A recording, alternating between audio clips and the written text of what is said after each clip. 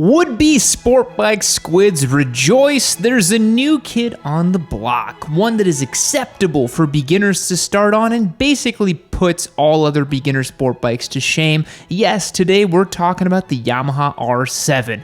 I'm not gonna lie, when I first heard about the R7, I was a bit confused. It was hot on the heels of the RS660's release and it appeared to nothing more than an MT07 in plastics with the classic R-bike styling. Admittedly, that's a pretty solid package right there, since we know the MT07 is an absolute gem of a motorcycle, even if it's a bit cheap and handles like a Chinese knockoff of itself. But now that we have an R7 in the shop, I've ridden it around and I'm pleased to report that it is so much more than just an MT07 with a deluxe skin.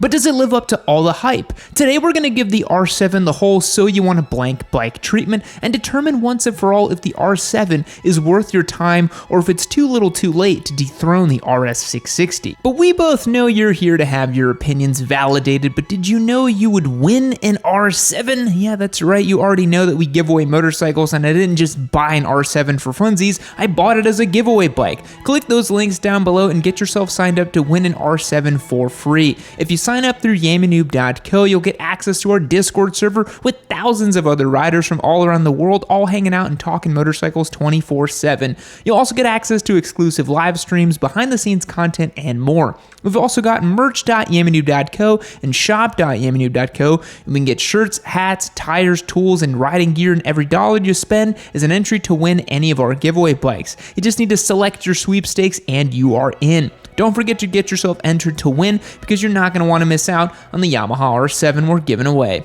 Okay, so at this point in the So You Want a Blank Bike video format, we normally talk about the history of the bike, but, well, there's no history for this model. It dropped like 4 or 5 months ago, so instead we're going to take a look at the brief history of both the R6 and the MT07, which did the Dragon Ball's fusion dance and became the R7. Let's start out with the R6, which is the beginner bike for smooth-brained squids who think they're going to be the next Rossi dragging knee around the corners of their favorite back road. Keeping things brief, the R6 dropped in 1999 alongside the R1 and a weird bike called the YZF 600R, which was the quote-unquote street-oriented motorcycle. As a side note, that should tell you everything you need to know about the R6. It was literally never meant to be a street bike. They specifically made a street version, but oh no, you knew better than Yamaha and you wanted the top end pull of a 600 and you didn't care how long you needed to hold the throttle wide open to find it.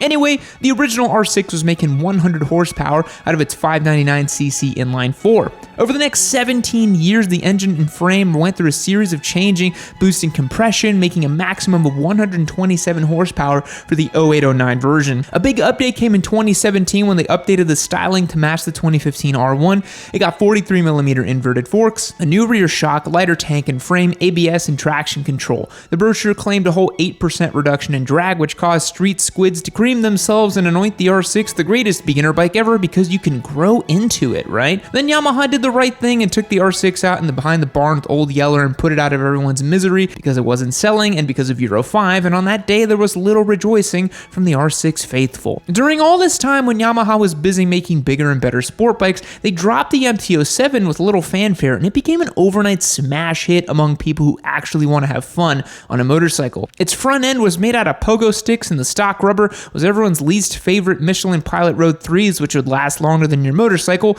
The only catch was they'd let go of the ground if you hit anything on the street and you splattered yourself on some immovable object on the side of the road. But while the components on the bike were absolute bottom dollar Yamaha factory parts that they just had lying around, the engine was something of a revelation. No longer did you have to live with the overgrown lawnmower parallel twins from Japan. You could actually have something that sounds cool, makes good power, and is super reliable. The MT07 dropped with a 689cc parallel twin, putting down 74 horsepower and 50 foot-pounds of torque. The most common, 50 foot-pounds of torgos. Can't let you guys hang in there. The most common thing you see in reviews of the MT07 is that it is fun. Yeah, it was cheap feeling, but it clutches up wheelies all the way out to third gear, has plenty of power for noobs and vets alike, and with a few mods can be made to handle a little bit better. In fact, I think the MT07 is more fun to ride than the MT09. Sacrilege, I know, but the MT09 is a fire-breathing animal that only wants one thing, and it's disgusting. The MT07, on the other hand, is like a puppy, it just wants to hang out and play. So the big brains at Yamaha looked at their motorcycles that they had lying around and realized rightly that no one was buying brand new R6s anymore and the cheaper torquier bikes actually sold, so they took an MT07 and wrapped it in blue plastics and called it a day. Job done. New bike, right? Well, not exactly. There's a lot of changes between the R7 and the MT07 other than bold new graphics. Are you listening, Suzuki? You might actually learn something here. First of all, let's start with the engine and the frame. Yes, it's the same as the MT07 with one seemingly small change. The rake angle of the R7 was steepened by a few degrees, shortening the wheelbase and making the handling a whole lot sharper. However, don't let Yamaha simps out there say that it's some massive rework, because it's not. They literally pulled the engine straight out of the MT07. If you don't believe me, you can actually see all the badging for the CP2 on the cases if you look under the plastics. But hey, it allowed them to make the bike cheaper, so I'm all for it. The next massive change comes in the form of a completely revised suspension package. You've got 41mm inverted KYB forks that are fully adjustable and a KYB shock adjustable for preload and rebound. This is a huge change because it means that the bike won't wobble mid-corner like the MT bikes are famous for, and it will actually track a line like a suspension is meant to do. The last major change is the inclusion of the front brakes from the 2021 MT07, which are the bigger rotors bitten by radial mounted calipers. However, special for the R7 is a radial pull Brembo master cylinder, which finally solves the wooden feeling of the MT07's brakes. Seriously, the R7's brakes feel great. Some other notable features are S22s from the factory, an updated dash, and crucially, an $8,999 price tag made possible by omitting pointless technology. Now, I know how that all sounds, and you might be thinking, but Yammie, I want all the tech on my bike. I want to know how hot my engine oil is, and I want to have a computer ride my bike for me. I get it, tech is a cool selling point, and we've often heaped a lot of praise on motorcycles for featuring a lot of gizmos where others don't. Something like Duke 390 comes to mind. Here's the thing though, the Duke 390 comes with all these cool features and doesn't cost significantly more than its rivals. But now let's take a look at the RS versus all of its tech features in the R7. The RS 660 is packing multi-level wheelie control, slide control, traction control, up and down quick shifter, TFT dash, and more. It's cool and flashy, but it comes at a big premium. The RS 660 is $11,299 to the R7's $8,999. But Yam, I hear you cry in the comment section, you need all that stuff to go faster on a racetrack.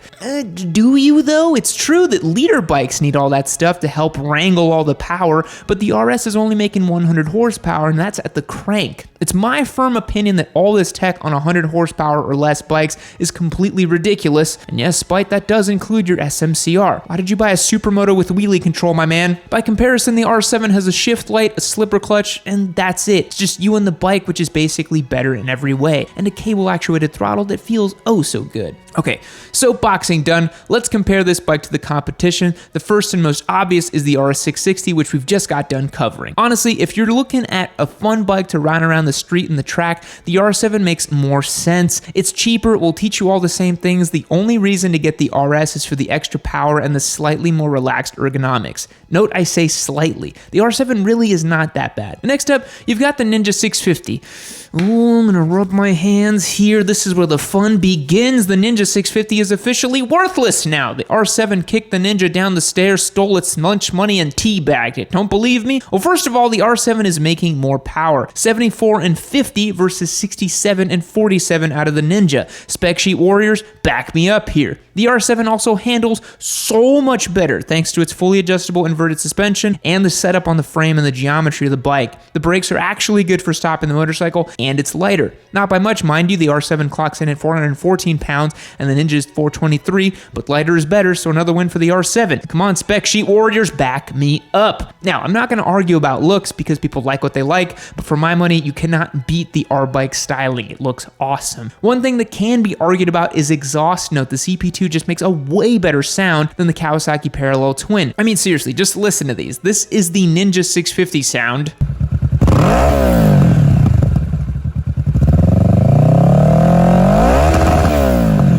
And then this is the MT07 sound.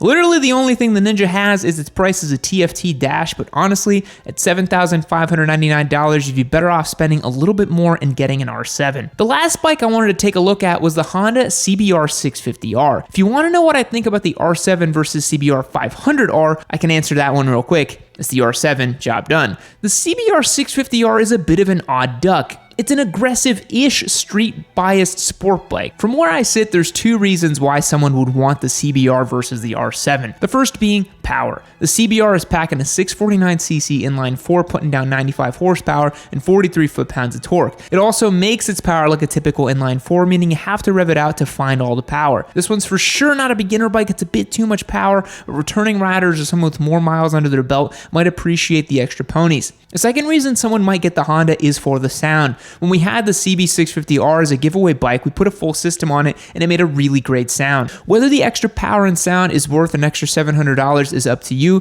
Personally, I think you'll get more out of the R7, and who doesn't love the low-down grunt for their street bikes? But if you guys want to see us do a CB650R versus R7 video, let me know down in the comments below. I think a lot of people would be interested in that. The last thing I wanted to touch on was reliability, because despite the MT07 spotless record for being bulletproof, I know we'll get questioned about it. You're not going to run into any issues with the R7. It's not going to blow up. It's not going to rattle itself to pieces. The connecting rods aren't going to pull an Aprilia and choose death mid-ride. It is just going to work. So that's the R7. It's the best beginner sport bike, full stop. Good job, Yamaha. Here's a fact. A British man changed his names to Tim Price to make it harder for telemarketers to pronounce. Goodbye. Keep watching Yammie Noob. Keep watching Yammie Noob. Keep watching Yammie Noob. Keep watching Yammie Noob. Keep watching Yammie Noob.